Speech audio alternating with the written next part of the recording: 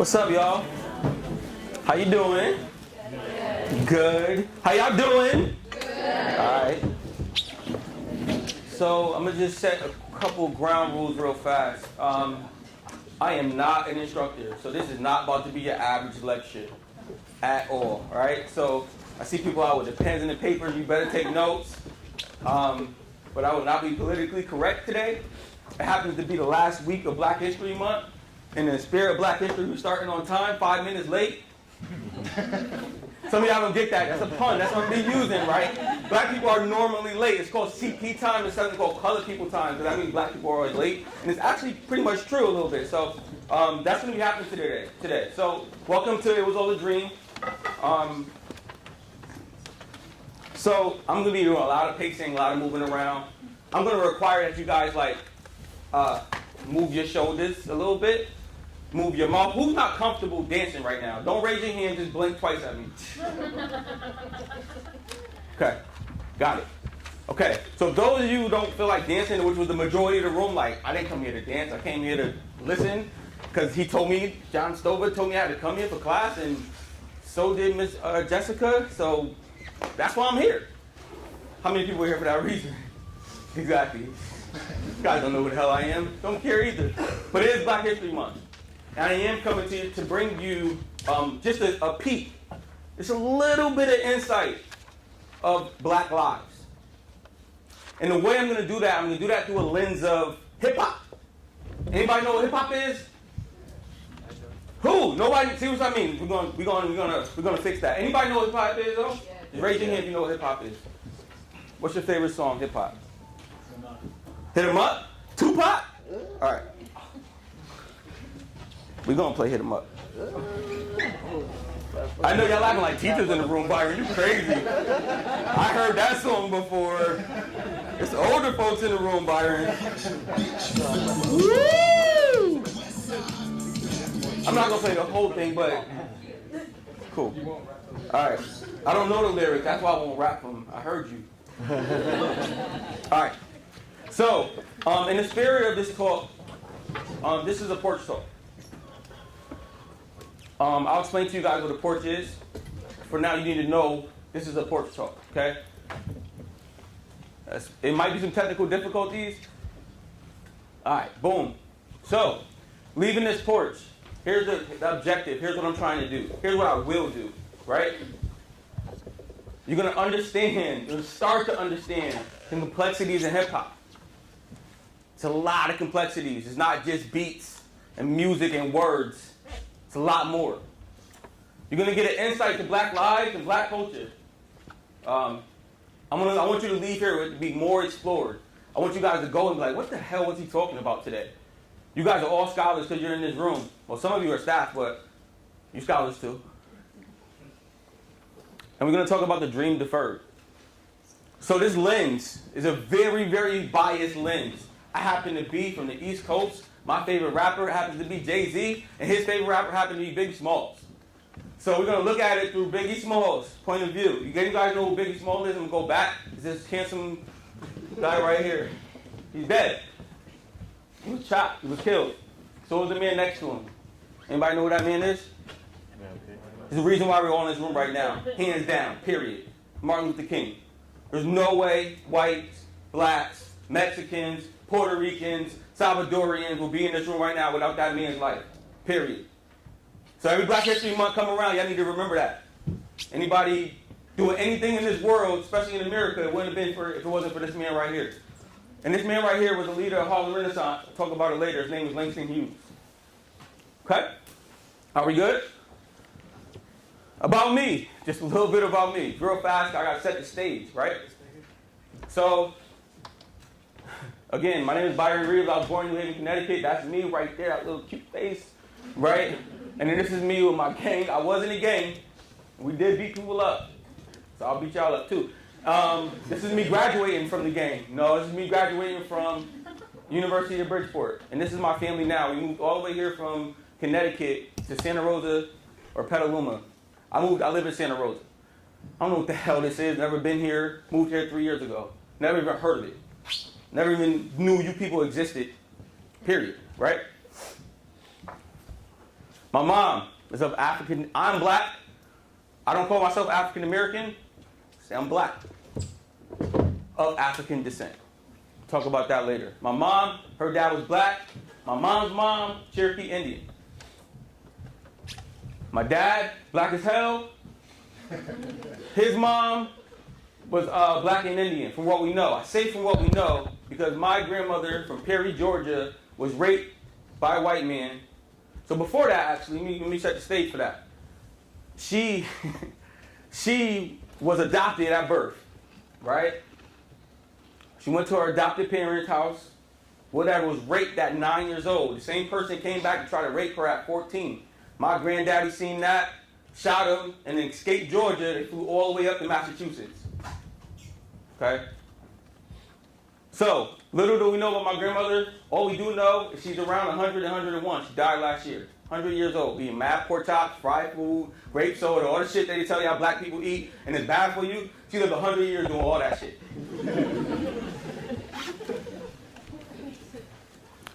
Enough about me, but this is all about me. Here, today, I am not here to represent every black person you know, every black person you ever met, and every black person you will meet.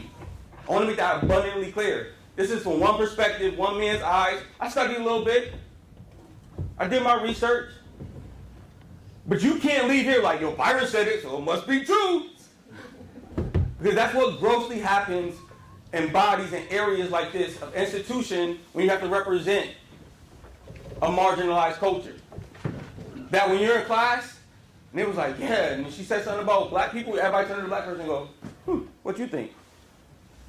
We actually had an incident on this, not on this campus, in Santa Rosa, period, my 3-year spin here, where a white girl felt so bad about black lives and what the discussion was in class that she went outside and she came up to this black girl. She said, I'm so sorry.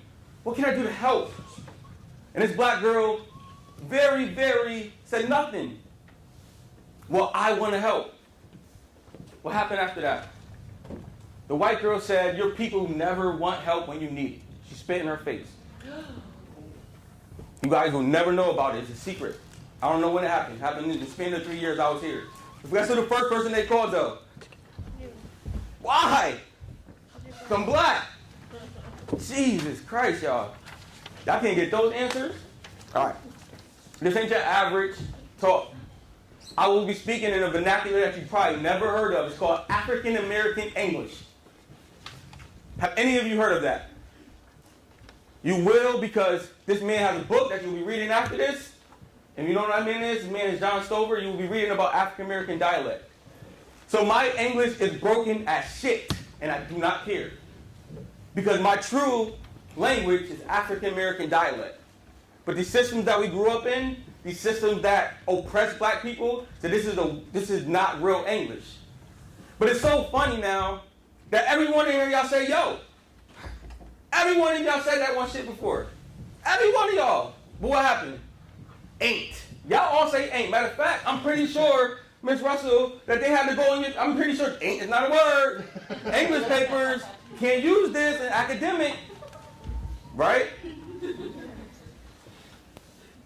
And it's funny now that even my boss or bosses I've had, they text now in slang.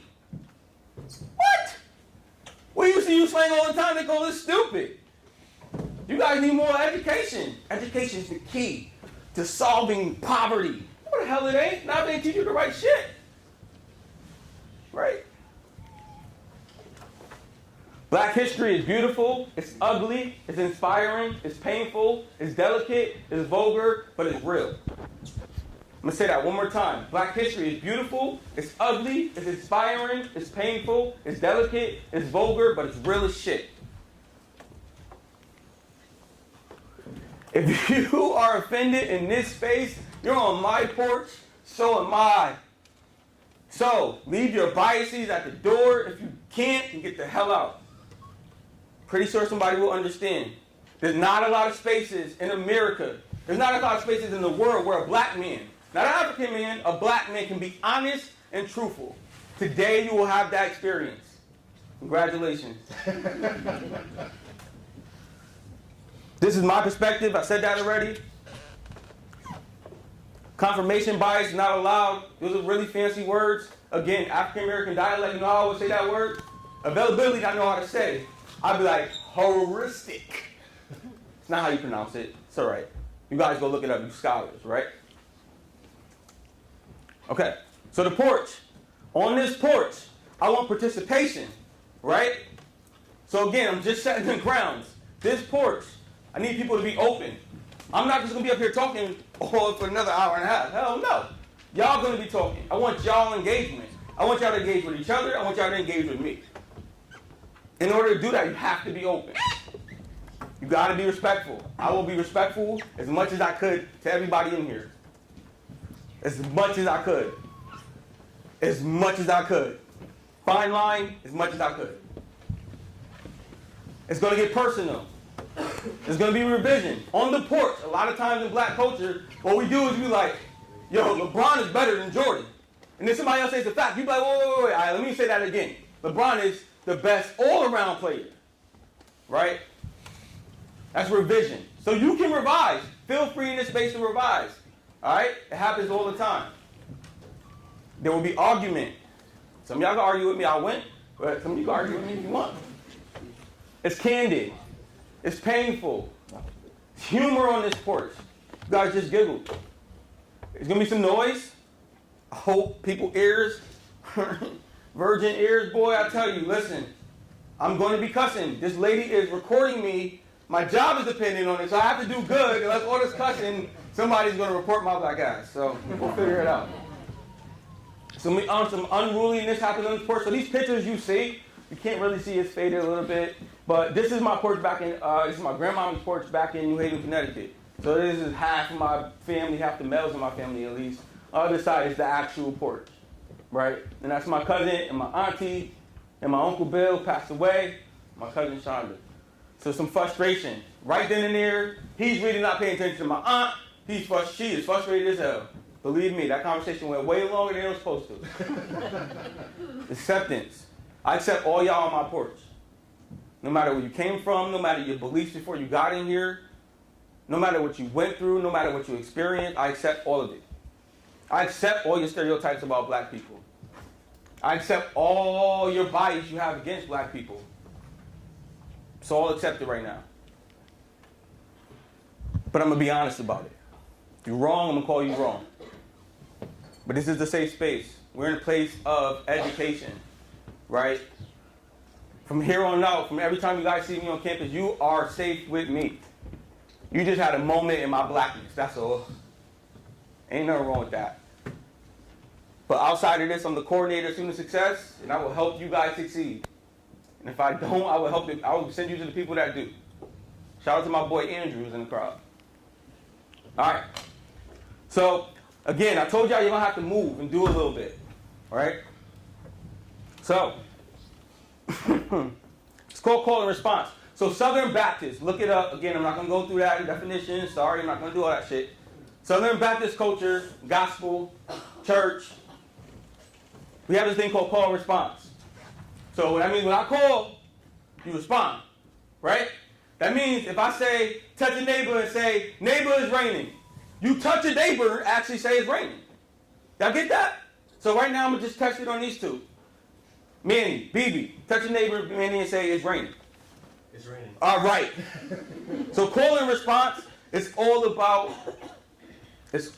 listening for directions. Some of you guys can't do that. I know you can't. Me and you talked about it. All right. So. At the count of three, I want everybody in the place to be to make some noise if you're down with me. 1, 2, 3. You guys already failed. Literally. Like, what the heck? I just explained it. I just explained what to do. Like, literally. People eating chips. Y'all waiting for the most thoughtful shit he's gonna say. What are you gonna say next? What's gonna happen? Damn, did y'all listen to anything that man said just now? I'm gonna have to email DJ Cool and just tell his ass, they don't listen to you, bro. Try one more time. At the count of three, I want everybody in the place to be to make some noise if you're down with me. 1, 2, 3. We passed the first test. So you got an F, you came back, you fixed it, you got an A now, all right? All right, I'm going to skip a little bit ahead. You got to listen closely. I want everybody in this room to participate. Every single person, all right? Just listen. And this song was a classic song. It was better than the shit y'all listen to now. This came out when I was in high school, a little bit before that, and it played at every damn party I went to. Not the stinky leg and shit like that. Here we go. If y'all want to party like we do, if y'all want to party like us, let me hear say, If y'all want to party like we do, if y'all want I'm watching now.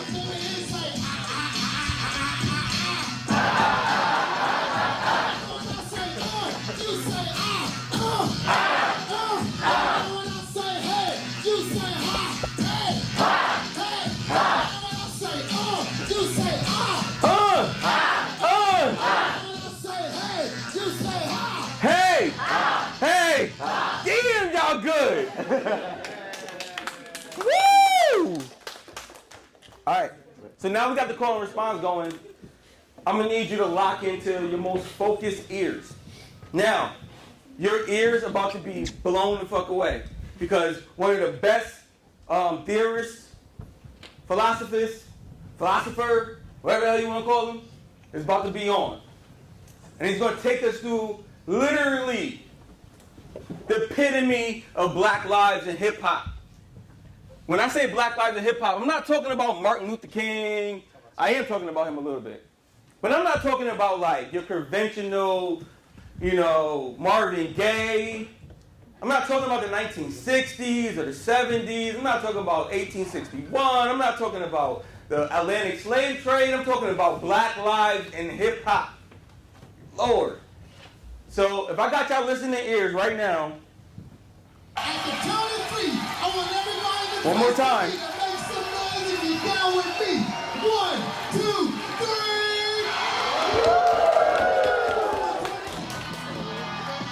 Keep making noise. Keep making noise. Yeah. Woo! All right. Now listen. Yeah. This song right here, literally, I remember being in a project. I grew up in a project with like red bricks everywhere. I remember like hearing it. I remember like people like coming out. So we call it catch Holy Ghost, right? It was a hip hop Holy Ghost. It was coming out of your spirit. So all you guys know in Southern Christianity, we really, in Baptist culture, we really believe in inner spirits. We believe that you guys are all here right now, and the thing that's driving y'all is your spirit. It ain't your bodies. It's not science. It's not fingers and shit and heart bumping. It's your spirit, right? Because when you die, your spirit comes out of you. So when I say that from the damnedest place is that when I first heard this song, you could see people 70, 30, my age, coming out their bodies. You might not hear anything profound. We're going to get to that. We're going to push through it. But to be black in the 90s was different. Okay, so for the interest of time, I'm going to play the whole thing. Y'all like that? Again, this is vulgar as shit, so I'm sorry, I apologize, but I really don't. All right? Fuck all you hoes. Feel free to like move your shoulders. If you want to dance to it, you can dance to it a little bit. If you just want to sit there and listen. To all the people that lived above the buildings that I was hustling for that called police on when I was trying to make some money to feed my daughter. And all the niggas in the struggle. You know what I'm saying? It's all good, baby. It was all a dream. I used to read Word Up magazine. Salt and pepper and heavy tea up in the limousine. Hanging pictures on my wall. Every Saturday, rapper back Mr. Magic Marley Mall. I let my tape rock till my tape pop. Smoking weed and bamboo, sipping on pot and stock. Way back when I had the red and black lumberjack with the hat to match. Remember rapping, dude? The hard, you never thought that hip-hop would take it this far. Now I'm in the limelight cause I rhyme tight. Time to get paid, I was like the world trade. Born sinner, the opposite of a winner. Remember when I used to eat sardines for dinner? East the Raw G, Lucy G, Kid the Free. Funk Master Flex, Love Bug, Star Ski. I'm blowing up like you thought I would. Call a trip, same number, same hood. It's all good. And if you don't know, now you know, nigga. So that's just the first verse. We're gonna move through these verses. Like in my spirit, I just wonder, like, right? So check this out. Just being really honest and vulnerable with y'all right now. If I was back in Connecticut, this whole fucking place would be jumping up and down, right? Y'all don't know this shit. Y'all looking like, what the hell this guy talking about? But in my spirit just now, I'm just like, man, he's still talking to me. I listened to this song 17 times, 18 times in the last 3 days. He's still talking to me. But I want to focus on what he talked about in his first, when he opened the record up. So to open the record up, he said, get a grip, motherfucker. That's a way to open the record up, right? Then he said something really profound. I'm going to play it again so we can listen to it in its entirety. Yeah, this album is dedicated to all the teachers that told me I never amount to nothing. To all the people that lived above the buildings that I was hustling from that called police on when I was just trying to make some money to feed my daughter. And all the niggas in the struggle, you know what I'm saying? It's all good, baby. It was all a... So in that beginning, right? So some of the criticism of hip hop, right? They're lazy. They just want to make millions making music. It hurts our culture. It hurts the black cause. All these different shits, right? And that first stance, as I read it to you, to all the people that lived above the buildings that I was hustling in front of that, called the police on me when I was just trying to make some money to feed my daughter. Well, damn. That's a thug to y'all? He didn't say he was trying to make some money to get fast cars. We're going to get to that, because hip-hop is a constant contradiction. We're going to get to that. But this man, in the beginning of his song, before he even let it go, told the teacher, said I went on a mountain shit. Imagine that. Y'all all reached a level where y'all at in this room right now. Imagine somebody, and they probably did already. I'm not saying they didn't. But imagine somebody coming to you and say, you ain't going to be shit. Right? Again, I'm going to go back way before this. But you got to realize society was not good and it's still not great to African American and black bodies. So not only do systems not created for us, but then you got somebody in your face that's supposed to be teaching you and saying, what? You ain't going to be shit? Okay. And everybody in the struggle. Everybody's in the same struggle. Okay? But what I really want to go for is, it was all the dream. The dream. What the hell was he dreaming about, y'all?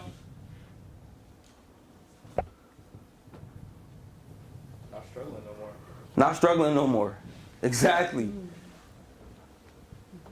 So, in the 90s, so we came out of the crack era of what the 80s is. If you don't know what that is, look it up. You're scholars. I'm going to say that like 6 more times. All right? What it was to be famous and black was to be a hip-hop artist. Period. That's all. There were some other facets in there, but it was hip-hop. Because hip-hop got you money. And money took you out of poverty. Right? It gave you shit that you never had. And you reached a level that you did not have to worry about all the nuances of the ghetto, of being in low-income neighborhoods and not having the resources to do what the hell you wanted to do. Not to go in your refrigerator and eat what you wanted to eat. So when he said it was all a dream, he was trying to get out of the struggle. Because you can imagine this boy right here sitting back, and he said, I used to read Word Up magazine. This was Word Up, y'all. Now, again, if I was in a different place, people would know who the hell all these people are. So we're going to go through this really, really slowly. Anybody know these 3 women right there? Salt and pepper.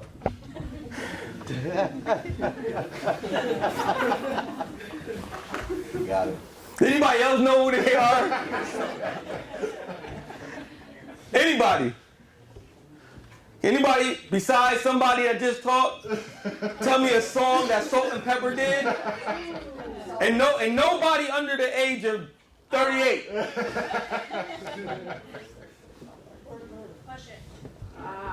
Who said that?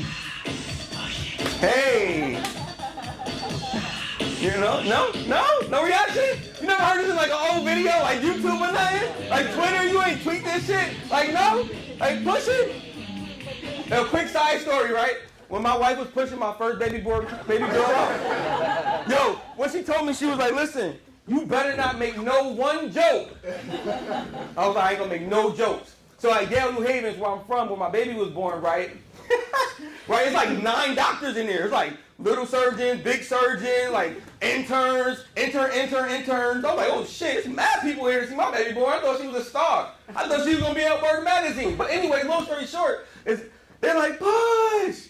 And all I could think of, and then I had to say it, was like, push it real good. My wife is mad to this day. I give this fuck tomorrow, she's gonna be there, she's gonna pitch me pissed off. Do anybody know who, it's small, but do you know who this woman is? Yeah. Not you. No, you guys never heard of her. Mary J.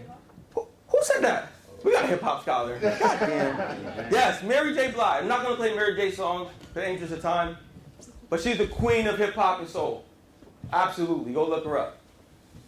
So, you opening this and you see all these fly people, all this fly gear. You opening this up and you dreaming like, why? I want to be like that. God damn. They on. Look at this. The year's hottest world tour. Mary J. Brown, Bobby Brown, don't lie, Shabba, and TLC. Anybody know who TLC is? Please let me know. I mean, damn. Yeah. All right. So this dream, you're dreaming about it. Biggie opened up. I used to have Word Up Magazine, Salt and Pepper and Heavy D in a limousine, hanging pictures on my wall. You're just dreaming. But what's the definition of a dream? I'm not talking on this one. Somebody tell me.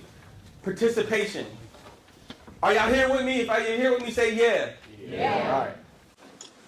Something that you just think of, but you don't think is going to come true. That's like something that you like aspire to have or someone to aspire to be. Like a fantasy. Like Say a it. fantasy. What else? Something that's not real. Something that's not real. What else? It's a drive. It's a what? It's a drive. It's a drive. Talk to me more about that. Well, like, you know, like right now, like I'm going to school to be a fireman, right? Ever since I was little, you know, and like little experiences I had when I was little and stuff, you know, I was like, ooh, I always want to be a fireman. I want to be those people that help them out. And, you know, I'm not necessarily living the dream, but I'm going through it right now. So it's the drive. It's the grind. It's the hustle. What else is it? Come on, y'all. How many of y'all had a dream before? Damn, nobody? How many of y'all had a dream? Raise your hand.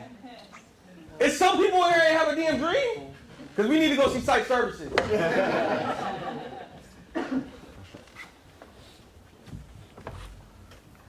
What's the American dream? Don't read it. What's the American dream? White picket fence. Dogs. White picket fence. What else? 2-story house. Money.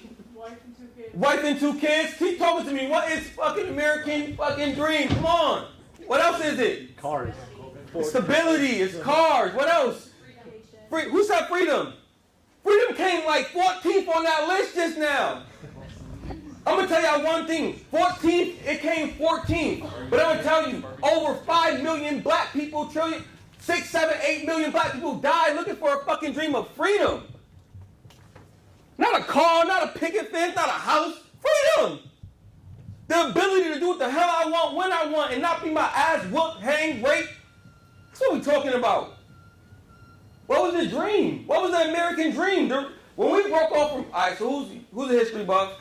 Because I'm not. Who's a history buff? Nobody here? Goddamn. We need some history majors. That's why this America's fucked up. Nobody remembers the past. When we broke off from Great Britain or British or them British motherfuckers and they came here, they said life, liberty, and the pursuit of happiness. That's what they said. And then you read the Declaration of Independence, it says, we hold these truths to be self-evident, that all men are created equal.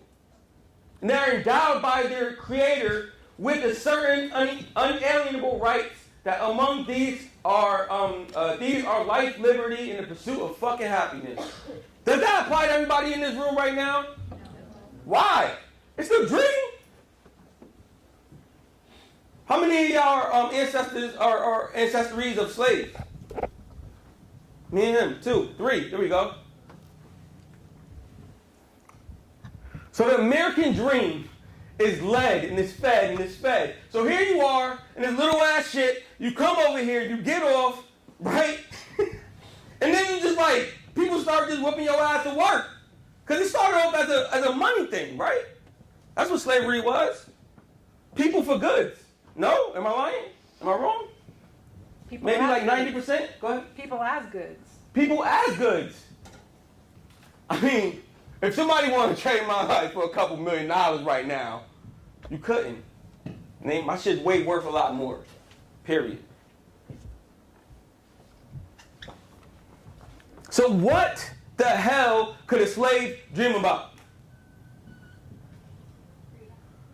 Freedom. What else? Come on, y'all know about a little bit about the slave trade. What else could slaves dream about? Their own property. Their own property. How about something very simple? If I took all y'all out of y'all homes right the fuck go. Food. No. Yes and no. They got food. They had to feed them so they can keep them working. Safety. Oh, a little bit. Their lives. Their lives. Education. If I took all y'all out of your homes right the fuck right now, like butt naked out of your sleep, right? And I brought you to my house in Connecticut. What's the first thing you're gonna say? I want to go where? Home. Like, let's not complicate this slavery shit. Motherfuckers wanted freedom to go back home and speak their language, talk their talk, live their heritage. Nobody wanted to be over here working and shit. So they call black people lazy. Motherfucker, we the hardest working motherfuckers through history. Because it wasn't just the British that enslaved slaves. Africa was colonized way before the slave trade. Do your research as scholars. 4.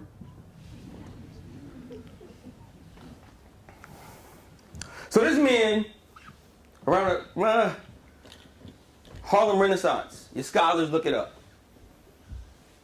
He wrote a poem called Harlem. Right now it's referred to as a dream deferred. What happens to a dream deferred? Does it dry up like a raisin in the sun or fester like a sword and then run? Does it stink like rotten meat or crushed and sugar over?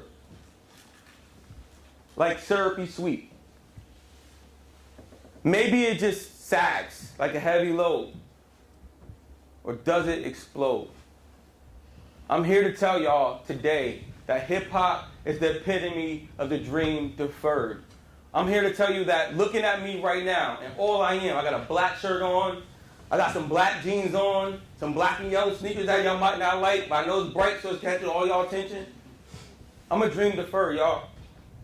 I'm a living contradiction of what the dream was and what the dream's results were. I'm everything in that. And what I'm here to tell you is hip-hop is everything in that. Hip-hop it's dried up.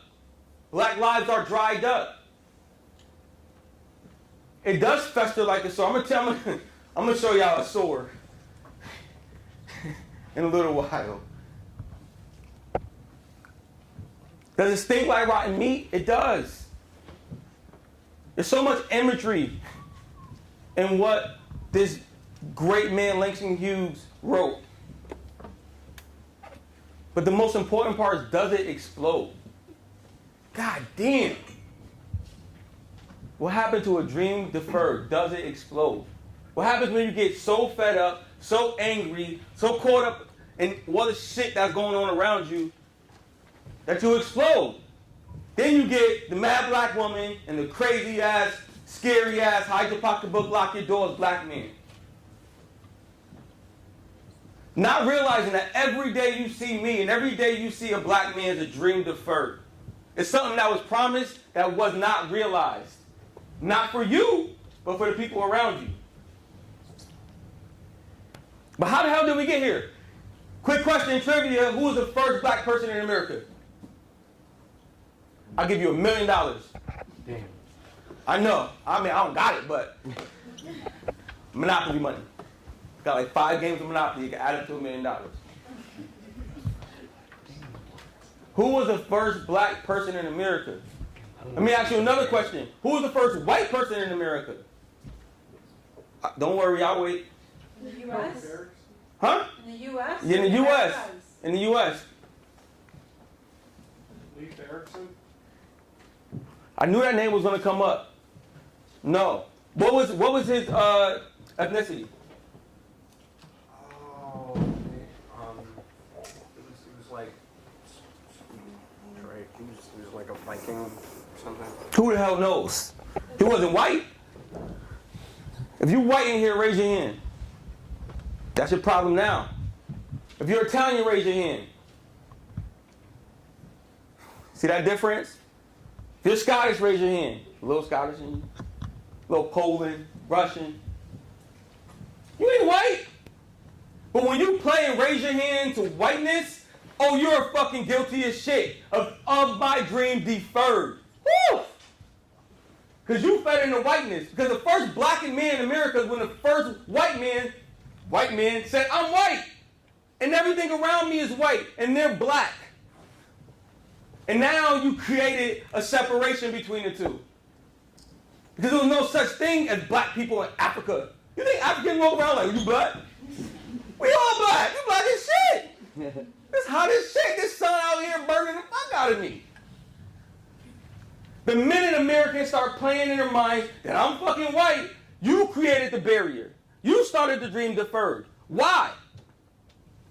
I'm not going to answer that question. What do these people want? When I say what do these people want, what did African slaves want? They wanted to go the fuck back home. You see all these lines? Who the fuck? Of course, all this shit. They go over here and start working?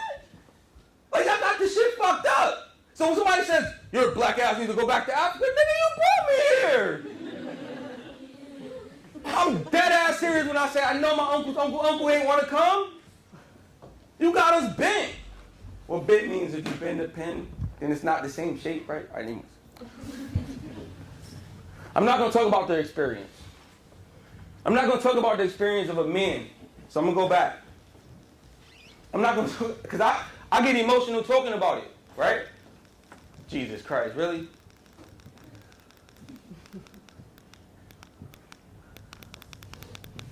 I get emotional talking about if this family right here was pulled out of our beds and my daughter ripped from me and my wife raped in front of me and my son put to work and whipped and killed.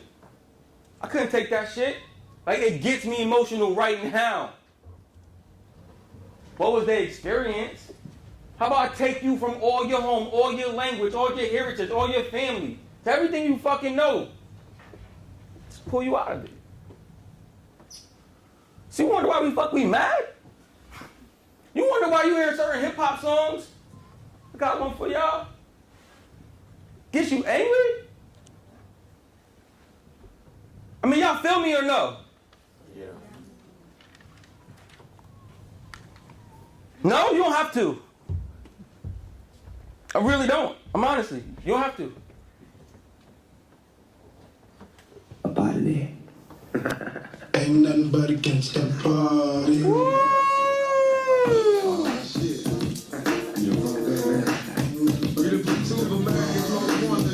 How about this? I know you because y'all West Coast. Yeah. I know we're West Coast. Yeah. I know you were back in there West Coast. These people wanted to go the fuck back home. Right?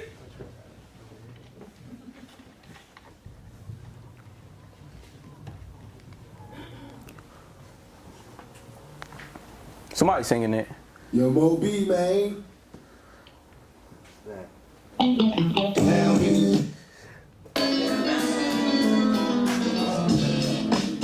See? Yeah.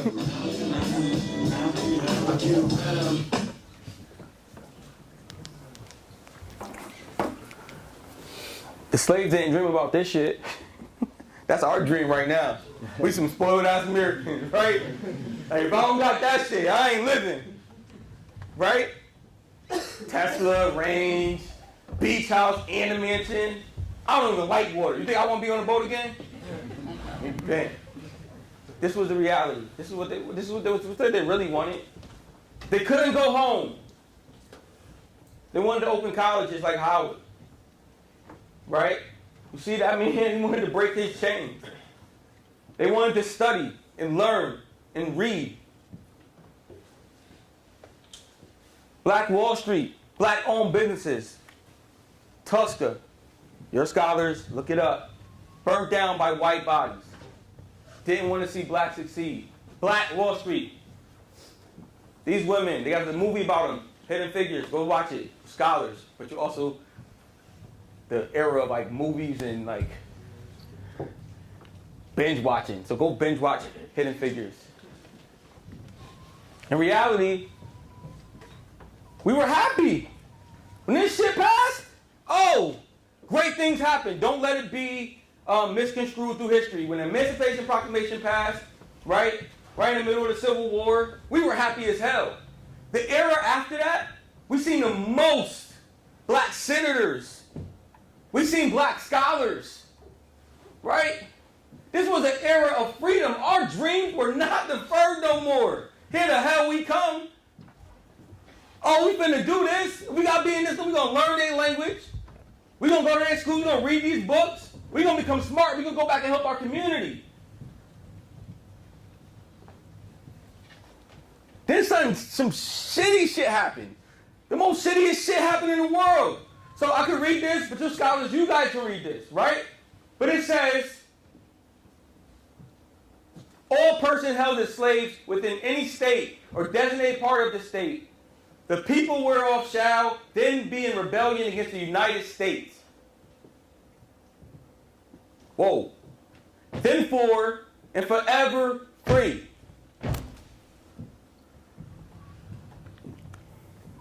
And then this motherfucker Jim Crow. That's not him, y'all. It's not a go do your research on Jim Crow. This dream we had, I jumped. So hopefully my dean can cover that. Phone breaks.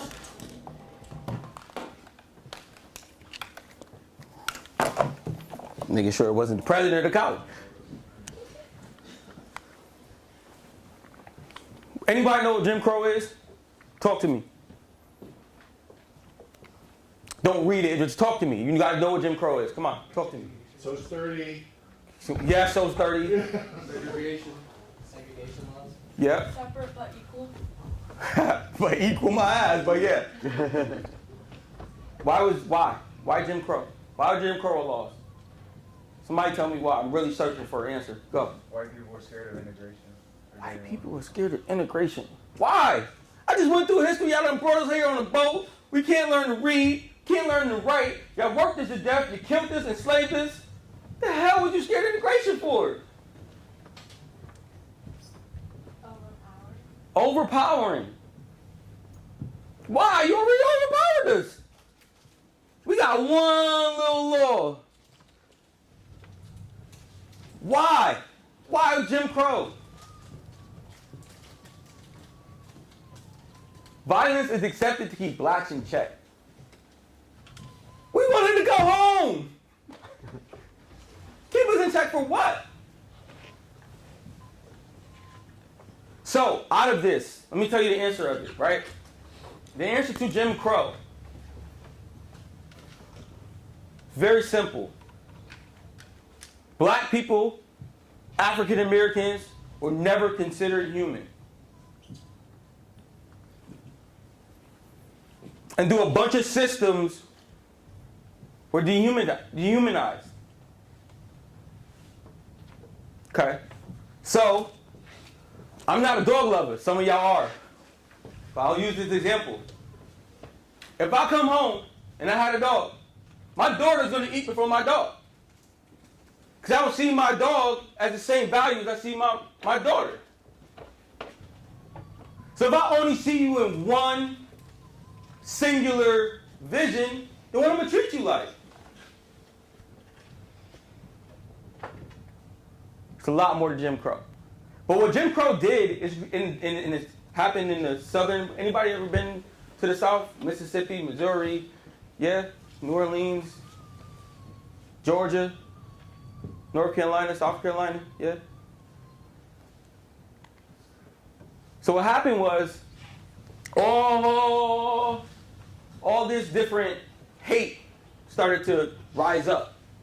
Because somebody wanted what I had. Right? And somebody is not even somebody, something wanted what I had. So you start to see hate fester. And then this word comes. Anybody explain this word? Because this has been debated among scholars and PhDs and PhDs. Anybody can tell me what racism means? Go.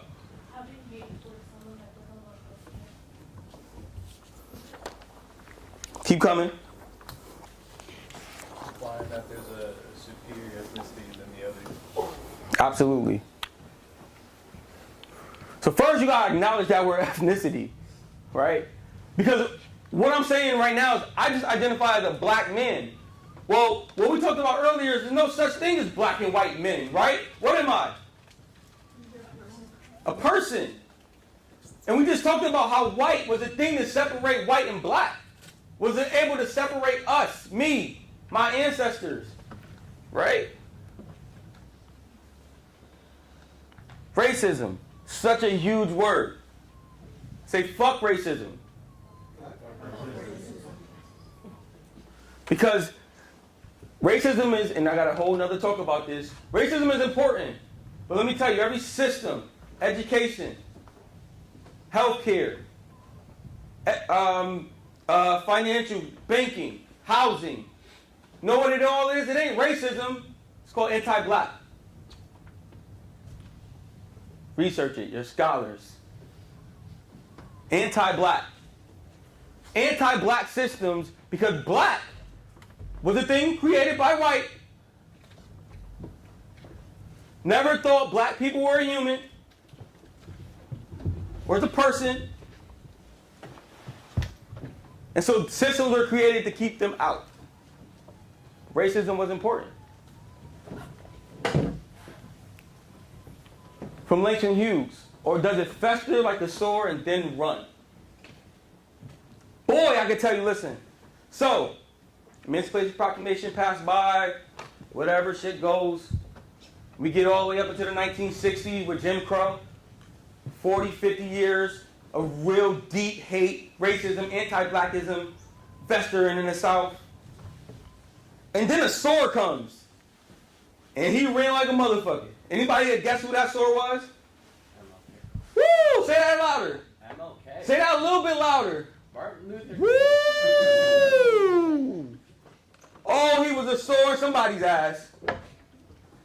Because he would look you in your face, let you hit him, and still say, I'm here. And he didn't just fight for me. He fought for women, children of all colors and all races. But he was a sword. So much so that the FBI called him the most dangerous Negro and public enemy number one. Nonviolence. Y'all be scared of black people now. Walking down the street. This motherfucker was nonviolent. But your listening ears, well, we'll hear a little bit from Dr. King. You got something to say? The sound might be off. If not, I'll go to the YouTube. But 100 years later,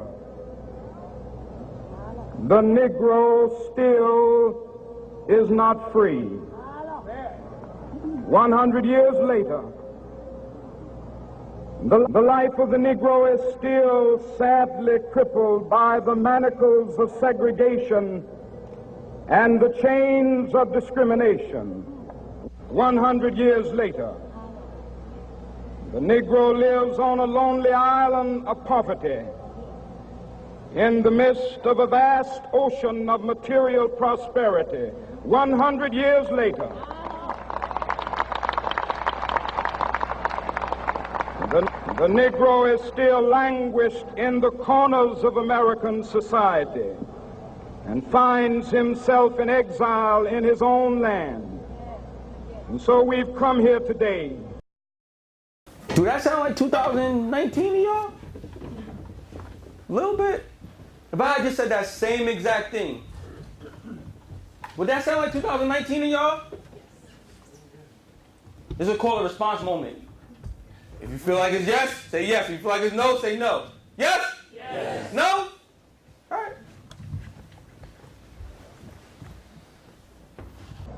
And so we've come here today to dramatize a shameful condition. In a sense, we've come to our nation's capital to cash a check. When the architects of our republic wrote the magnificent words of the Constitution and the Declaration of Independence, they were signing a promissory note to which every American was to fall heir. This note was a promise that all men, yes, black men as well as white men, would be guaranteed the unalienable rights of life, liberty, and the pursuit of happiness. It is obvious today that America has defaulted on this promissory note insofar as her citizens of color are concerned. Instead of honoring this sacred obligation, America has given the Negro people a bad check, a check which has come back marked insufficient funds. Okay, so I'm gonna keep y'all back on track, right? Right now, I'm just gearing up so you guys can understand hip hop and black lives, right? So here we go. We started with slavery, right? We started with our dream, which is wanting to go to hell home, not to see our babies ripped from us, right? And then we get this ounce of freedom, emancipation. We get a little bit of space to grow. And then here they go with Jim Crow. So the dream changed, right? Dream changed. I just want to be here now. If I'm here, I want to be able to read, write, right? And then Jim Crow says, no, you can't read and write the same way you read as your white counterparts, right? And then we move into this where we start to have black scholars, W.E. Du Bois, James Baldwin, right? They started to learn and read, and they started to understand the world better, America better. And they realized, like this man realized, that America, they owe somebody a check. He wasn't talking about a check of money. I'll let this man finish. But what he was talking about a check was freedom, liberty, the same thing that this country was founded on. So the dream changed. Like so much in hip hop, from the 80s to now, so much has changed. It keeps changing. But what you have to realize is that what's really evident is the fact that freedom never changed. It never was a point in black history where freedom wasn't a part of the dream. It was just realized in different ways.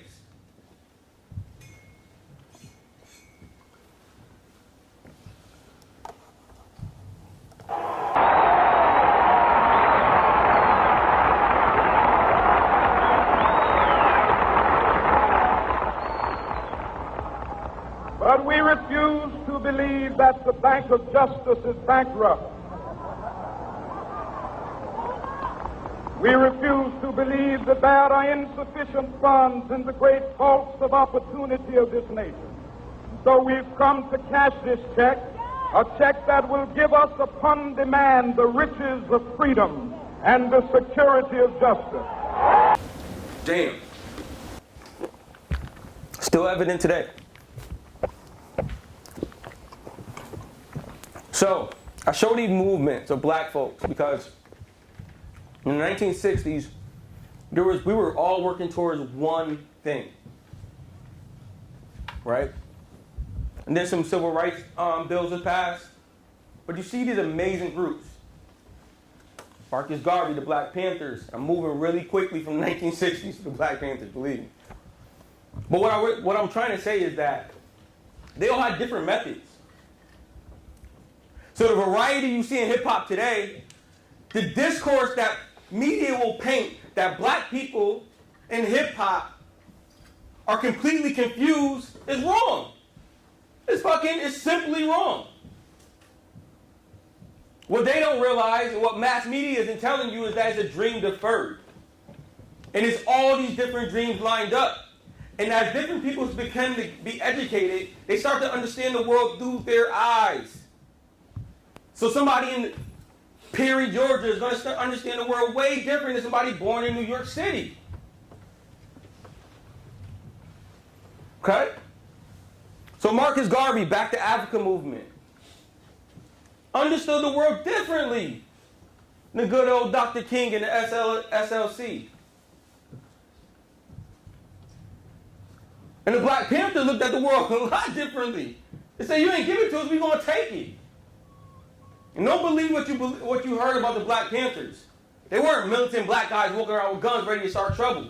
They were protecting their neighborhood. That's right down the street from y'all. It started right here with a different dream in mind. All to get back what was deferred. Y'all know what deferment is? Anybody know what deferment is? Not the staff that they got loans. They know what deferment is. Anybody know what deferment is?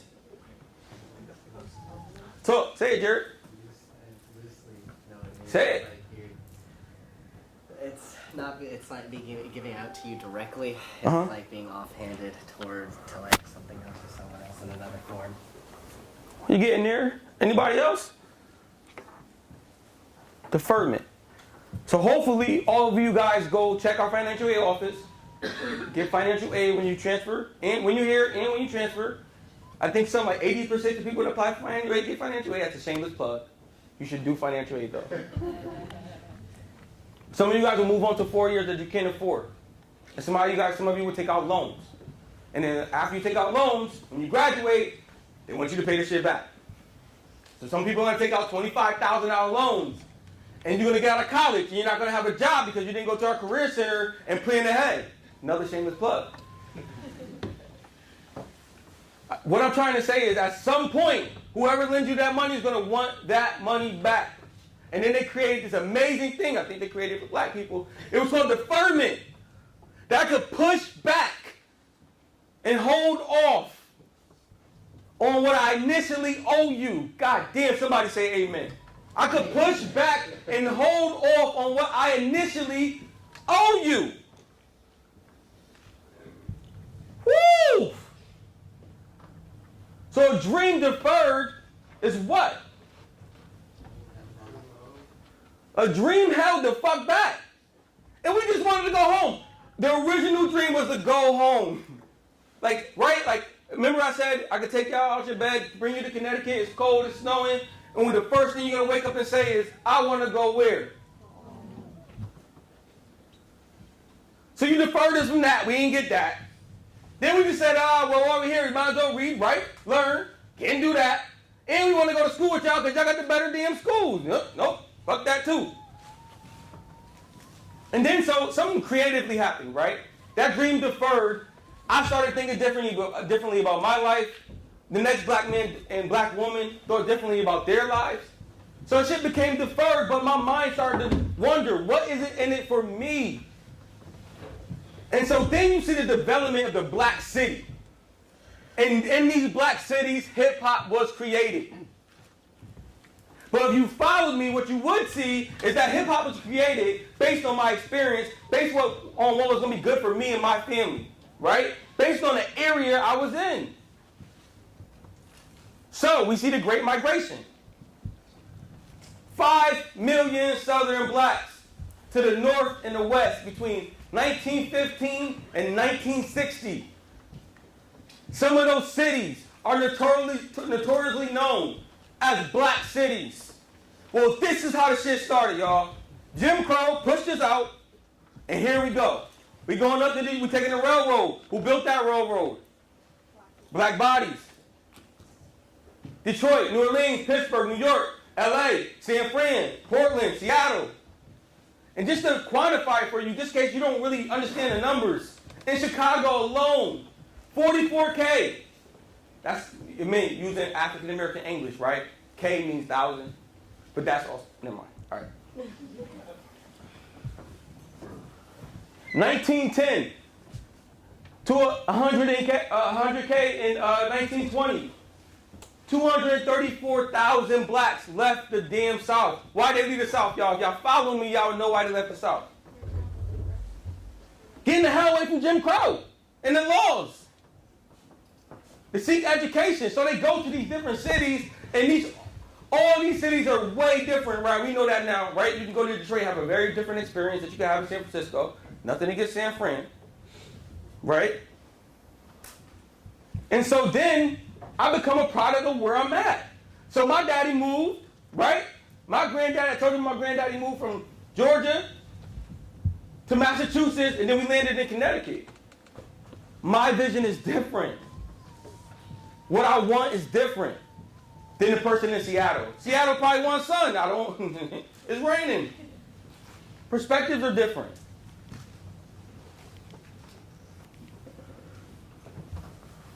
So, out of this perspective being different, hip-hop emerges. Independent black thought is what birthed hip-hop. What happened to you, and you became hip-hop. Let's talk about it. Let's go back to one of the greatest philosophers in American history. Let's see what he said about it. Y'all see my boy? Look, he got painting and all that. And we're going to move to his second verse. Yeah, this album is get the break. I made this change so my comes deep. Till I'm close and personal with Robin Leach. And I'm far from cheap. I smoke stuff with my piece all day. Spread love is the Brooklyn way. The Mo West and Alizé keep me busy. Girls used to diss me. Now they write letters cause they miss me. I never thought it could happen. This rapping stuff. I was too used to packing eggs and stuff. Now honey play me close like butter play toast. From the Mississippi down to the East Coast. Condos and Queens, indoors for weeks. Sold out seats to hear Biggie Smalls speak. Living life without fear. 25 carats in my baby girl ear. Lunches, interviews by the fool. Considered a fool cause I dropped out of high school. Stereotypes of a black male misunderstood. But it's still all good. Stereotypes of a black male misunderstood. So, if you were living in California on your surfboard in the 70s in LA, chilling and shit, and then these black people come in, right? You heard all about what the hell is happening in the South. Your perception starts to change. And then when they come in uneducated, they come in raw. They came out of some shit. Anybody ever wake up out of sleep and was like, don't know, disoriented, trying to figure out what the fuck to do? Anybody raise your hand? Okay. Imagine that. But then not knowing this terrain. And then these people judge you for it. Right? I'm getting where I'm going. Believe me, I got another 25 minutes. But I'm going to make it 15, y'all. So, these people land in these new cities. They figure out some of the most beautiful music came out of Detroit. It's called Motown. Your scholars go research it. It's called soul music. From the likes of Marvin Gaye, Michael Jackson, The Temptations. Don't do it. Man, you know my favorite Temptations, so I'm not going to play it right now. But the ideology of black people starts to fluster, right? And it starts to boil. And some rise to the top, some move to the bottom.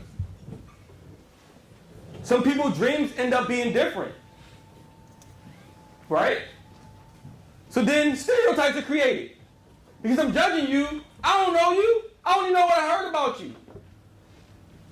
And then I see it. Then I see it in the pocket. And remember what I said earlier, I cannot speak for every black man, every black woman. I am me, and my experience and my perspective. So I told y'all that. So y'all have to respect that about me, right? But these people migrating over to these new lands didn't know that. They didn't say that. And so the perspective is different. And so they create stereotypes to try to understand. But what Biggie just said is they misunderstood. That's just not true. So hip-hop starting to be sectional, right? And black identity,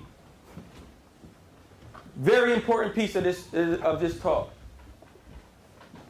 Negro is sort of a seventh son, born with a veil and gifted with the second straight in this American world, a world that yields him no true self-consciousness, but only lets him see himself through the revelation of the other world.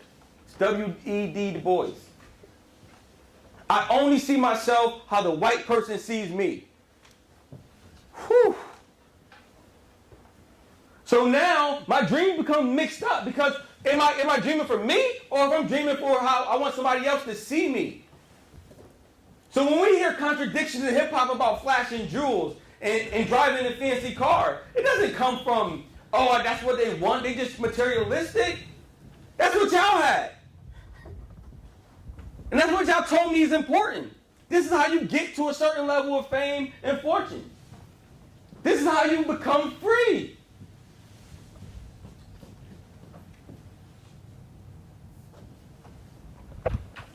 The history of the American Negro is the history of strife. This longing to attain self-conscious manhood, to merge his double self into a better and truer self. And in this merging, he wishes neither of the older selves to be lost. He would not Africanize America, for America has too much to teach, the world and Africa. He would not bleach his Negro soul in the flood of white Americanism, for he knows that the Negro blood has a message for the world. I'm a dream deferred because I'm walking around here trying to please you, and trying to please myself, and trying to please the black culture. Every time you see a black person, they are dealing with this dualism. They're dealing with a split personality. So when you hear hip-hop, and you hear J. Cole and Kendrick, and then you hear Lil Pump and whoever the hell else raps nowadays, you're hearing the dualism that exists. And that's all you're hearing because that's all you're trained and taught to hear.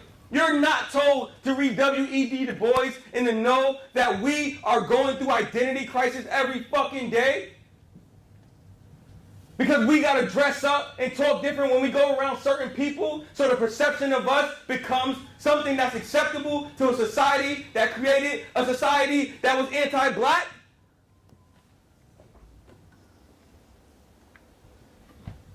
They created a society that was anti-black and told you go live in it.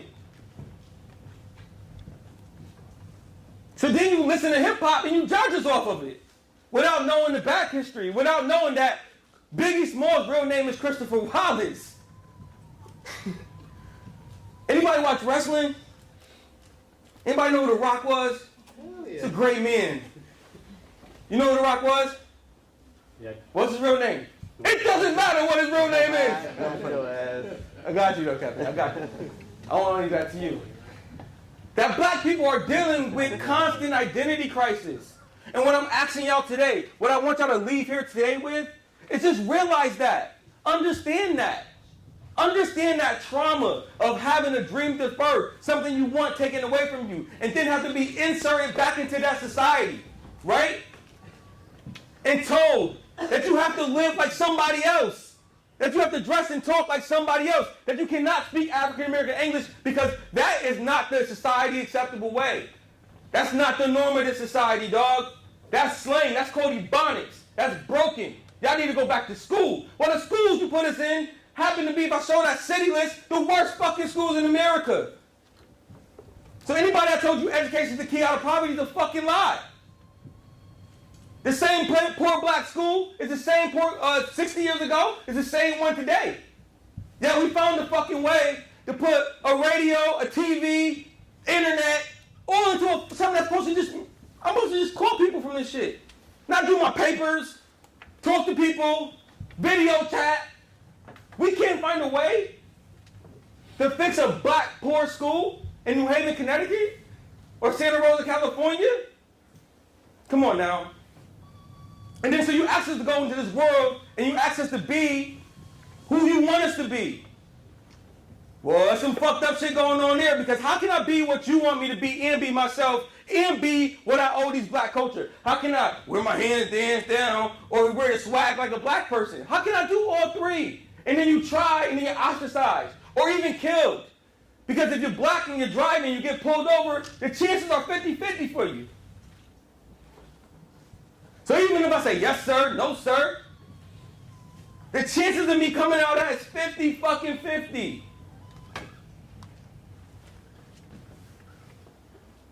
But what America would do is they'll tell you there's a such thing as ADD, there's a such thing as deficit disorder, and all these different disorders. But they won't tell you that black people have been living that shit since we got here.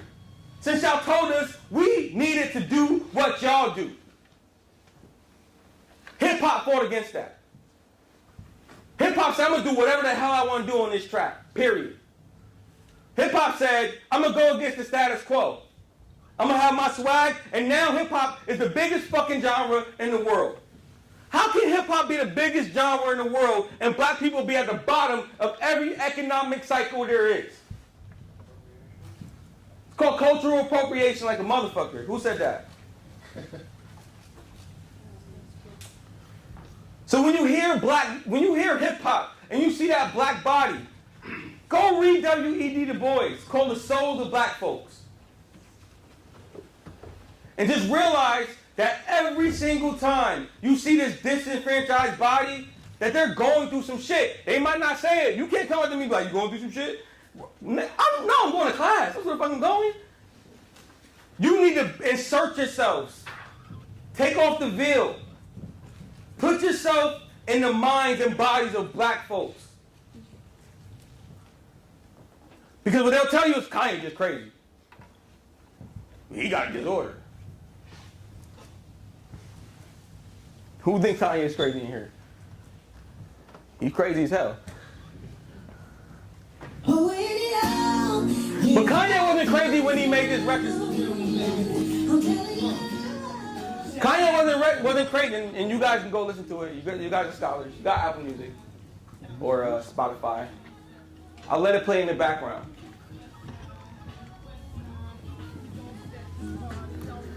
So I got about 10 minutes left. 5 of those, probably 15. 5 of those, you're going to listen to this great man right here. His name is James Baldwin. And he went to a debate for the white folks. And he talked about the American dream. So he's really doubling down what I just told y'all all day today. But he did this shit like, what today, 2019, about 60 years ago. And all I want y'all to get out of this is that hip-hop and black lives. We're going through identity crisis because of America's ideals. The fact that they never believed black people were black people, or African Americans were people at all.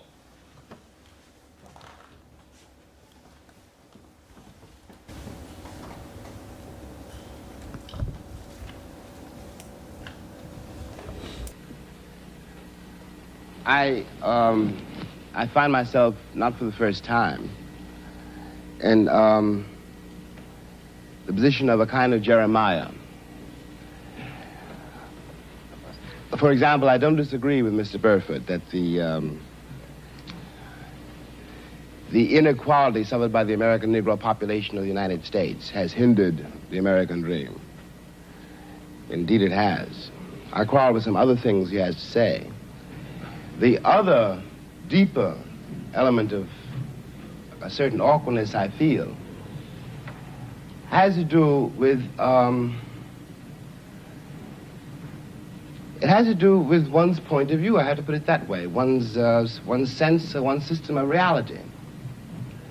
It would seem to me that the proposition before the House, when I put it that way, is the American dream at the expense of the American Negro, or the American dream is at the expense of the American Negro, is a question hideously loaded, and that one's response to that question, or one's reaction to that question, has to depend on an effect on where you find yourself in the world, what your sense of reality is, what your system of reality is.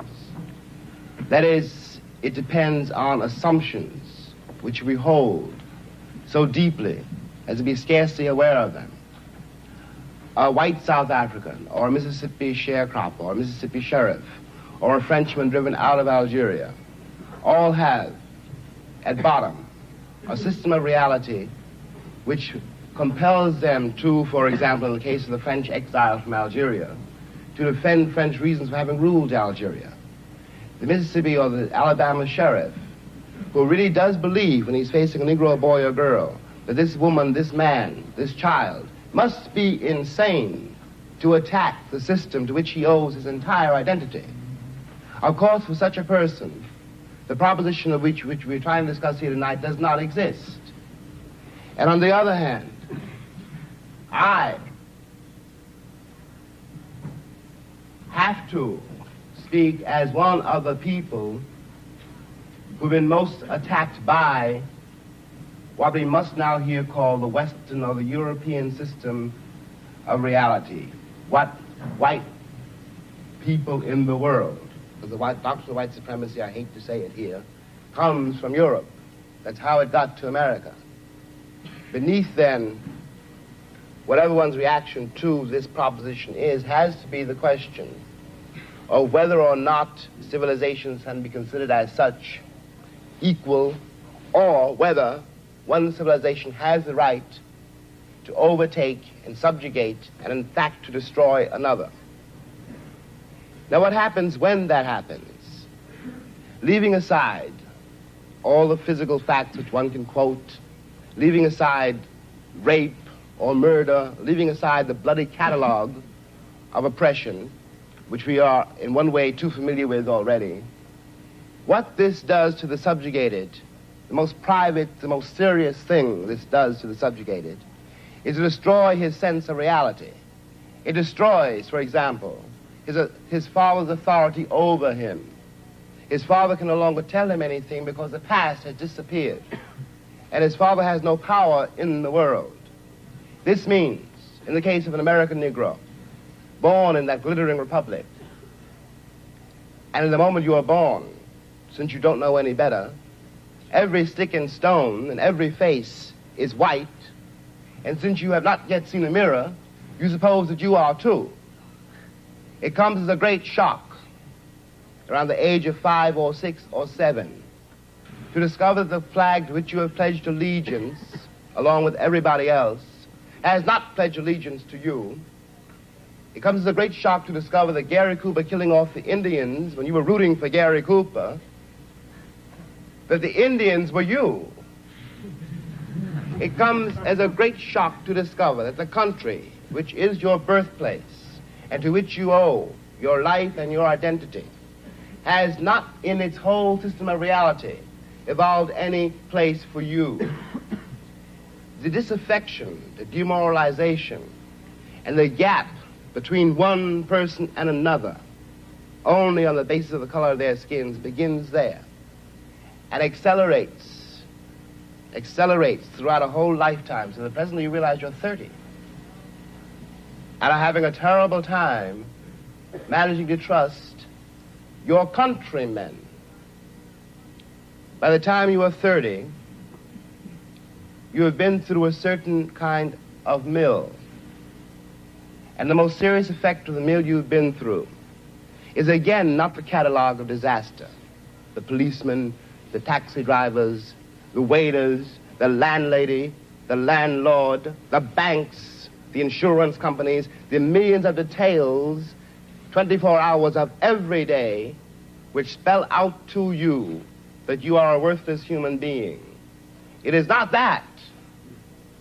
It's by that time you've begun to see it happening in your daughter or your son or your niece or your nephew.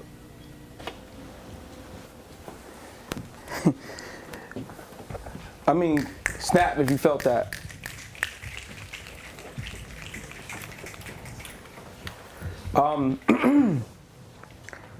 Hip hop, Black lives coincide together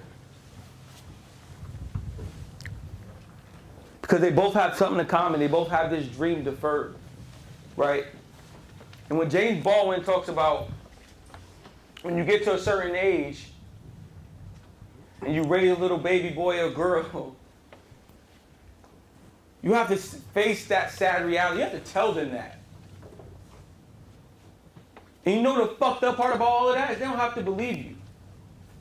My son and my daughter go to school, and there were people that say that reality is fake. The teachers, their friends, because they don't know what it is to be black. And they have a fake notion of what it is to be hip-hop. And then what they do see is because all this black thought, all these different identities emerge, is they see black people going against each other. And I'm here to tell y'all, that's by design. And you know what? Who fault it is partly ours, because we don't study our history. But then who's delivering the history? Mostly white teachers who don't understand black dualism, who don't understand the plight of the American Negro, African American Negro. So without understanding that, you're going through school, you're learning American history, blah, blah, blah, blah, blah. You push through high school, you get to college, and then you get to your first African American literature class. You're like, oh shit. If you get that far. Hip hop,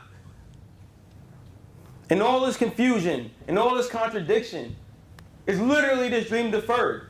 So that man, amazing man, can make this song. I'm a straight rider, you don't wanna fuck with me. Got the police fucking at me.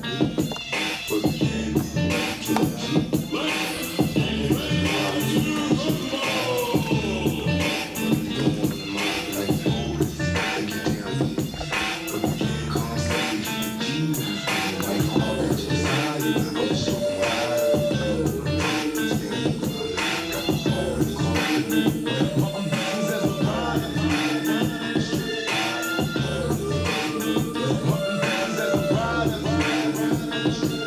And then you can turn around and make this.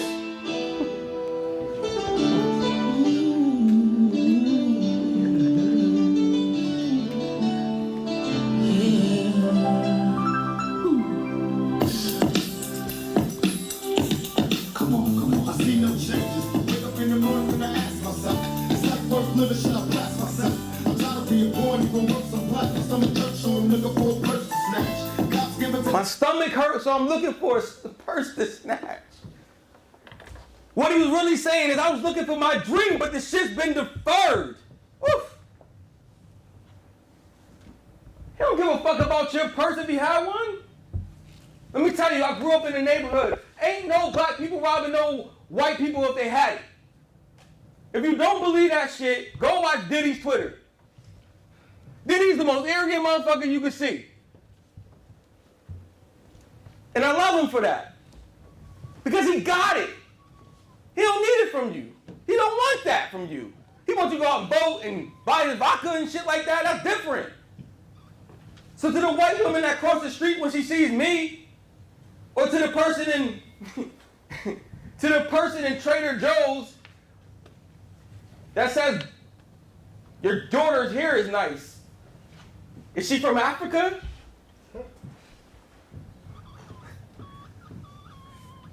To the person in Whole Foods that says, I wish y'all black niggas would go back.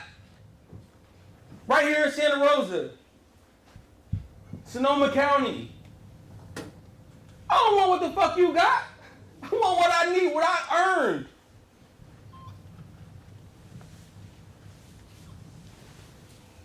The idea of history is not linear. Things can get worse and better at the same time. Tupac could be changes and ambitions of the writer at the same damn time. And nobody's examined this shit because he's going through identity crisis. Because he don't know who the fuck he is. Because he has to see the world through how other people want him to see himself. Whew, that's some confusing shit. So then you get to these songs and you hear hip hop and you be like, why would they do that to each other? Why would they shoot? Why is black on black crime happening? Most of the time, black on black crime, unless you keep the statistics, more whites are killed by more whites. More Mexicans are killed by more Mexicans. More Japanese are killed by more Japanese. But they crown black on black crime and they point it in the eyes of hip hop because people do not understand the African American Negro. People do not understand African American Negro. That means you cannot understand black bodies and black lives. Can I get an amen, John? Amen. You can't pop. You can dance to it. It's fun to dance to. It's fun to turn the TV on and go out with your friends too. But are you listening to what these people are saying?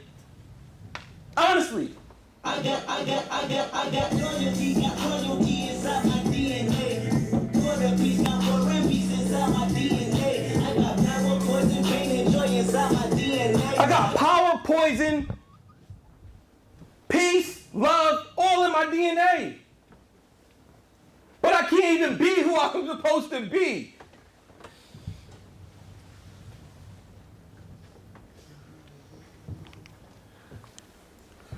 I'm wrapping up, y'all, because I think y'all got the point.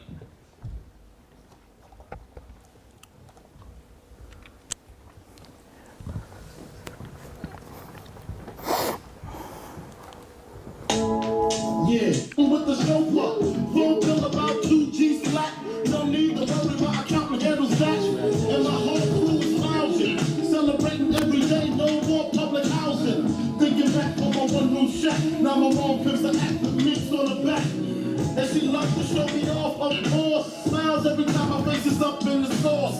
We used to fuss when the landlord dissed us. No heat, wonder why Christmas missed us. Birthdays was the worst days. Now we sip champagne when we first days. Damn right, I like the life I live. Cause I went from negative to positive, and it's all. I went from negative to positive, and it's all good. Because Biggie was speaking for himself. Because the African American Negro was broken down to the point where he had to be singular. And then this shit called social media popped up, and then it turned everybody into me. So anytime you see any black people going against each other, it ain't black on black crime. It's me on me. It ain't my black culture versus your black culture. It's me on me. Y'all do the same shit to each other. Mexicans, Puerto Ricans, Jamaicans, white people, no such thing, Italians, Irish. Y'all do the same shit. Anybody ever went to Foot Locker? Raise your hand. Anybody ever go to Champs too? Raise your hand. Anybody ever go to Finish Line? Goddamn. They're all sneaker stores. I like sneakers. But what I'm trying to get to is a competition. Foot Locker and Champs owned by the same motherfuckers. Finish Line came up and said, I want you to have some, I want to make the same money you got. But when a black person try to do that, what are we doing? I'm trying to take your customer. Foot Locker, you Champs. You Finish Line. I want them Jordans. If I get them Jordans, I sell them, I make more money for myself. But damn, hip-hop gets a bad rap because, oh shit, you want all this material shit. No, I just want what you want. I want fucking freedom. And if I break everything I want down, it gets down to that. It gets down to a dream that was supposed to be mine and deferred. Not ever realized. I went from negative to positive. That's all we trying to do, y'all. Black people are not trying to live in the ghetto. Black people are not trying to be poor. There are more white people on WIC and food stamps than are black people. But the perception is, hip-hop will tell you, black people want to be on steroids. They want to be lazy and not work all goddamn day. It's fucking a lie. Hip-hop and black lives will always always have the pain of the blues, the hope of gospel, the possibility of jazz, the controversy of rock and roll, the futurism of funk, and the love of soul music, y'all. If y'all leave here today with one fucking thing, please realize that every black body you see, good, bad, and indifferent, if that's your friend, if that's your foe, all we're trying to do is get back what was fucking deferred.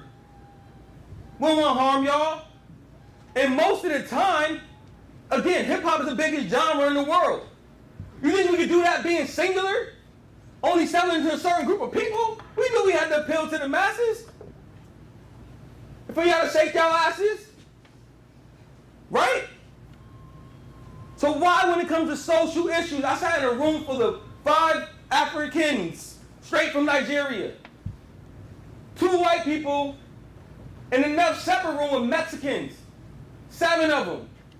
And they all told me if they will not bring a black person home,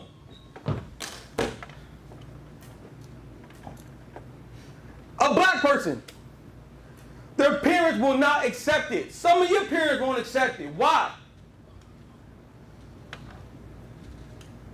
Because everything that was painted and portrayed about black people, everything you listen, every time this is funny. When I pull up to certain people and I got a song on, let me tell you my song, I'm gonna play my song right now, right? And I pull up to people and they be like, what the fuck?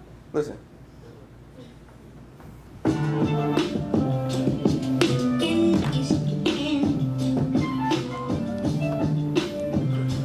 So I'm in my car, I'm in Santa Rosa, and I pull up to a red light, and I got it blasting.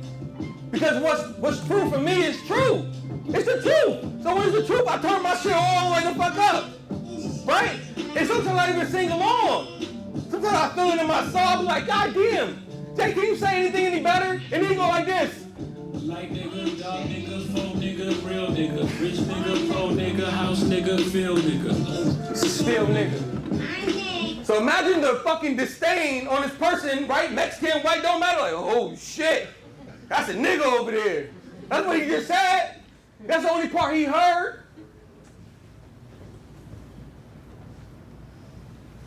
I'm scared as hell of that nigga. What you scared of? Y'all gotta break down this fear of black people. Y'all need to open up your eyes and open up your hearts and let them the fuck in. Cause ain't shit to be scared of. All we searching for is a dream deferred. And for years and years and years and years and years and years and years, all we've been trying to doing is get to this dream. This dream has changed, people. I'm dead ass serious. It has changed. I don't give a motherfucking fuck about justice if my kids can go to private schools. Fuck justice. Because I know justice is singular. I know it's gonna be justice for you and not justice for the rest of them. So fuck justice. That's just the way, and that's a fucked up way of thinking. My daddy would kill me right now if he heard me say that. There was no justice for my 16-year-old cousin that got killed. 16 years old, y'all. No justice for him. He's killer running free. No justice for my brother who can't get a job because he got a career. He's a felon because selling weed, and now weed is legal. Ain't no justice for him. So what black people all saying, some rappers, just give me the money. Fuck your justice.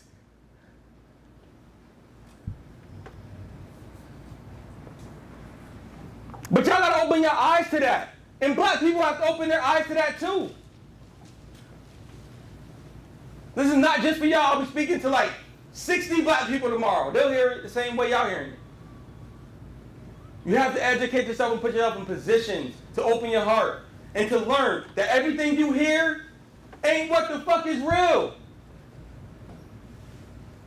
And no matter what, the system will remind black people when they get there. That's why Jay-Z got a crazy $1 million, right? And he can make a song because he got to a height. That N-word shouldn't even fucking exist. He made so much money, you should subside fucking nigga. You should just be about the green money. But then, 2 years ago, he comes out and says this shit. I don't gotta get to the top to know that they still calling that man a nigga. And they still don't believe that he's supposed to be where he's at.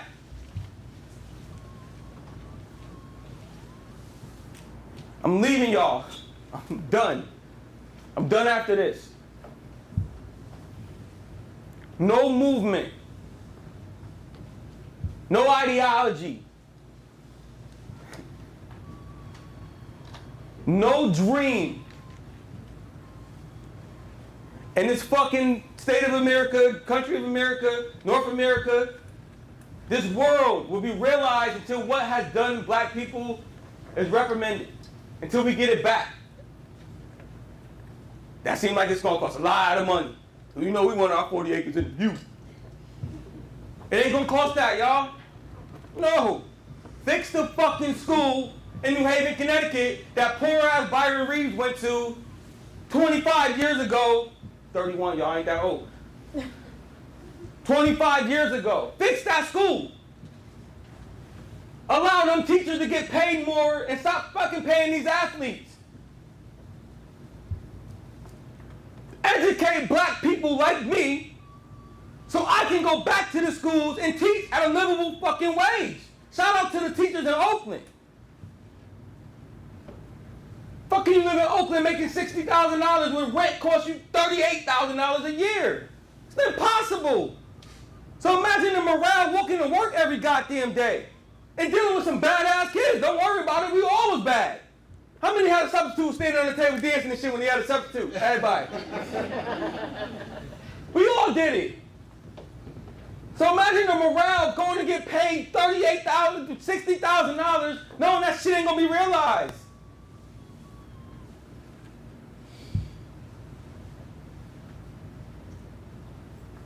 Come back. Bring that dream back to us. Fix little shit. And it ain't little, but it's big. Anybody in here name a black-owned bank? Please, don't worry, I'll wait. There's a couple. I'm just worried about money, I'll wait. I get my checks from it. I forgot the name. It's told by Rayleigh's on North Park. It's Anybody else know that bank in here? I got you. One sec. Anybody can tell me the ATM that's on campus? What bank is that? Forget. Exchange City. Look at that shit. That shit came off the tongue. You start naming a million of them. The NFL employs over 70% African Americans. Please fucking tell me a black owner. The NBA got one black owner. Some of the biggest employers that give us the biggest markets. And then, check this out, y'all, real fast, and this is me being critical.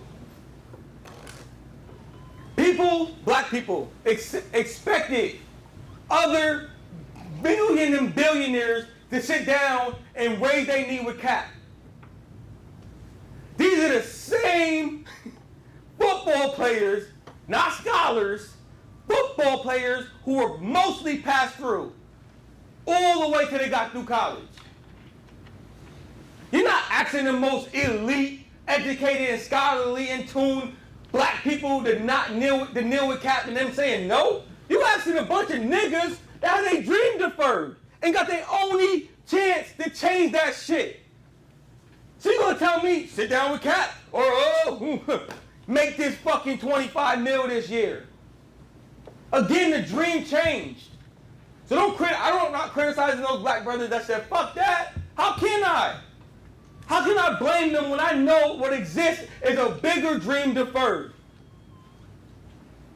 It's a bigger dream deferred, y'all. And we get singular on this shit. We will focus in on these black people, these athletes. They're not scholars. They don't know this world. They haven't studied this shit. Not in whole. But we look at them and say, well, those black people don't even want to join you, Cap. And then Cap ends up getting 17 million from the NFL. Here's the last thing. Through all of this shit, I'm standing before you today. I'm finna take a picture because I tell you, I'm from a small neighborhood in New Haven, Connecticut. I ain't never seen this shit in my life. I ain't never thought I'd be talking in front of people in my life. Let me tell you something. What W.B. Du Bois said is that I would never bleach my skin white or my soul white because I have something to offer this fucking world as being a black man in this country, in this world. There was some disdain, Let me ask y'all a question. I need some participation real fast. If you was getting your ass whooped, your wife was taken away from you and raped in front of you. And then your babies was killed, thrown in the river, hanged. What the fuck do you have to hope for? Somebody tell me something, please. Revenge. What? Revenge? Or nothing? Give me some more. Death? Yet we rose. I still rise. I'm still here talking to y'all. If you don't know shit about black people, there's no way we're going to persist through every the fuck thing we could get through. That Martin Luther King had to take a bullet in his fucking head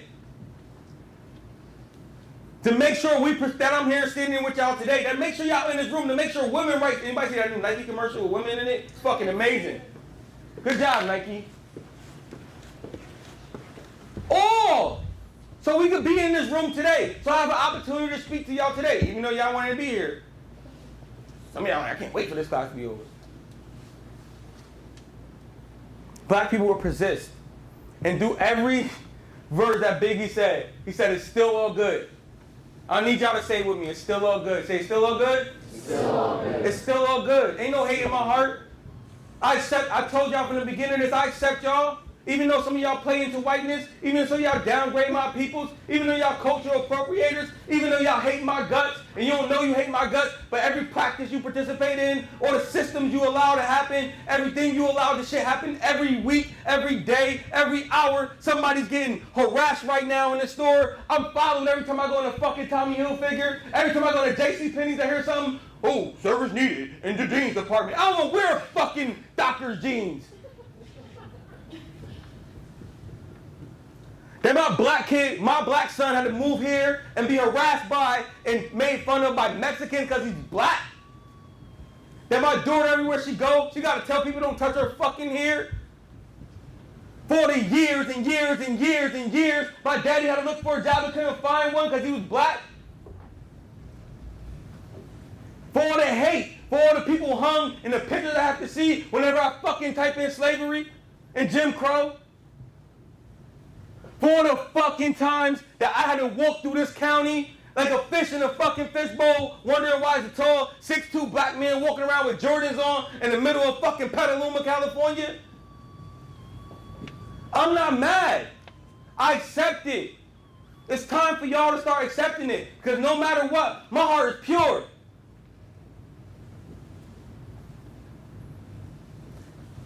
My heart's full of love. My heart is full of joy. My heart is full of determination and pain. No matter what the fuck we've been through. My grandma lived 100 years. So now you got vegans telling me it's wrong. You got vegetarians telling me it's wrong. You got all these motherfuckers telling me how we doing it wrong. I still love you through it. Every news media I turned on, I took a picture. I did a talk last week, 2 weeks ago, for with Dr. Chong, and I opened the motherfucking oak leaf. We took 40 pictures. The one picture I was doing this, looking goofy and shit. I'm not mad at you.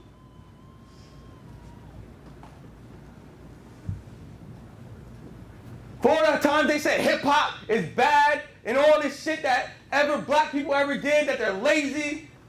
I'm not mad. I'm not mad at the woman that crossed the street because she thought I was going to rob her. I thought she was going to rob me. Shit, I'm the minority here. Scared as fuck. For the times at this very college, anybody ever use a microaggression? That's not micro, it's macro as fuck. Hey, Byron, you're being too loud. When I'm quiet as fuck. Matter of fact, my voice was hoarse that day. For every call I got to get, every time something black happens, I'm not mad. Because there's one shining fucking thing I got to hold on to. That motherfucker getting beat and enslaved, I don't know what he was holding on to. Like, what faith did you have to know that shit was going to end up good for you on the other end? I don't know. But whatever the fuck it is, it's in my soul. I can't get rid of it.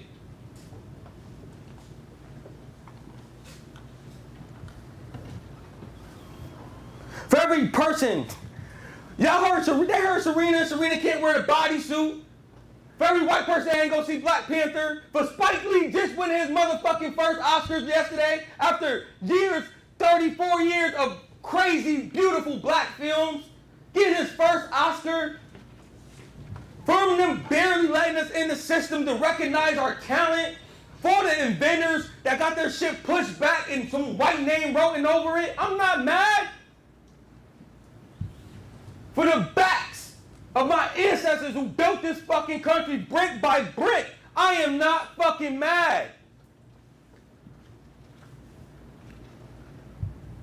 For all the uneducated black people that are in jail right now, I'm not mad.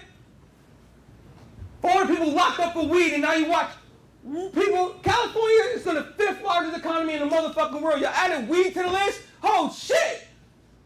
We ain't gonna be at Walmart. Y'all laugh, but I had countless friends that I grew up with. Actually, I just counted yesterday, 28 friends locked up for weed. And now, where they work at? They're street pharmacists still. Because the school they went to was fucked up, never told them anything, and then the jobs they went to said, you can't get a fucking job here. And so the only way they could get some fucking dollars to feed their family, to help their family out, was to go sell this coke and these drugs. That damn ain't no Uzi made in Harlem. Not one black person owns a poppy field. It's just coming from Mexico. How the fuck is a gun get to Chicago, but you can't get a motherfucking book? Please tell me. How come every neighborhood you ride in LA, if it ain't a fucking white neighborhood, there's a liquor store in every corner? I'm not mad though. Something my ancestors left in me, and I'll end it on this. Y'all gotta start opening your hearts up and your minds up and your eyes up. You need to read, you need to study, you need to investigate, you need to ask questions. You don't need to ask questions to black people, you need to go hang with them. You need to go be with them for 10, 15, 16, 17 months. Understand what they see what they see. Walk in a bar in New York and see if you don't get followed. You need to invest. The same way you invest in your own life, you need to invest in his life. I'm tell you, ain't shit happening in America good until you fix what the fuck you did to black people. And meanwhile, black people got our own shit to work on. I ain't blaming all y'all. I do blame the systems. I'd like to thank y'all for coming out and listening to my crazy ass talk all day. I really do appreciate it. This could go so much longer. I have so much more to say. I have so much information I took out of the PowerPoint this morning. I was like, I can't do that. It's too much, not enough time. Can't go deep into that. Knowing some of you guys scholars won't do the scholarly work that you need to do. Hopefully John makes you do it because it's part of a grade of a class in a system that created grades in order to keep black people out. So let's give the black people this thing called a D. What the fuck is a D, y'all? Tell me who the fuck created a D? Tell me right now. Somebody right now tell me who created a D. Who created the grade system? White people. I don't know. I'm not blaming them. I don't know who the fuck did it. But for years, education has been split among colored lines. That's a fact. I don't know who the fuck created the grade system. I know that grades are split among black colored lines. And black bodies and Native Americans are the most vulnerable. Period. Go do your research. It's there. But something persisted. It's a reason why I'm here. I don't know. Again, I'd like to thank y'all for coming. I swear to God.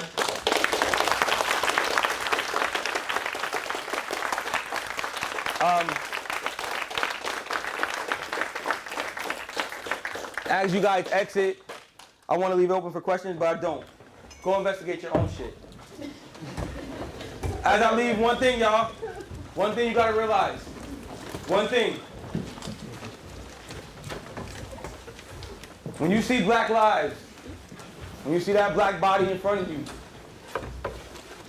no matter what you think about them, they have this innate kind of swag with them. And my man, before y'all leave, just listen to this next 45 seconds. My man Kendrick summed it up the most. He said, through all that bullshit that you could be mad about, through all that bullshit we went through my dream deferred motherfuckers, damn, Manny, what he said, Manny? All's my life I has to fight, nigga. All's my life hard times like bad trips like. I need everybody to use your head and just bop your head like this. But if God got us, then we gon' be alright. Nigga, we gon' be alright. Nigga, we gon' be alright. We gon' be alright. Thank you. Thank you, Byron. Great, dog.